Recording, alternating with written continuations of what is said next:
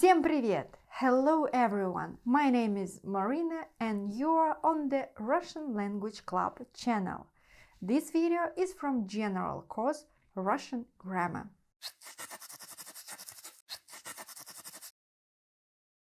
This video is about the Russian verbs, the verbs with the suffixes ova, eva and va.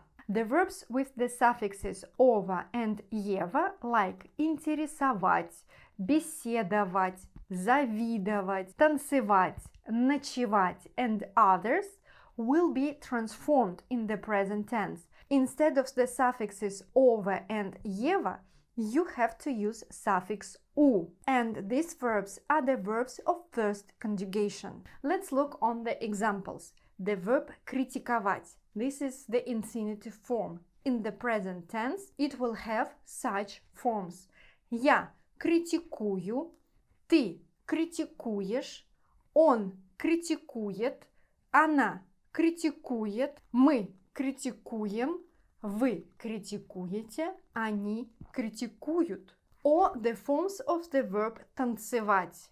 Я танцую, ты танцуешь, он танцует, она танцует, мы танцуем, вы танцуете, они танцуют. Such transformations are only in the present tense and only for the verbs with the suffixes ova and eva. The verbs опаздывать or расстраивать will change normally. They don't have these suffixes ova and eva. Я опаздываю, ты опаздываешь.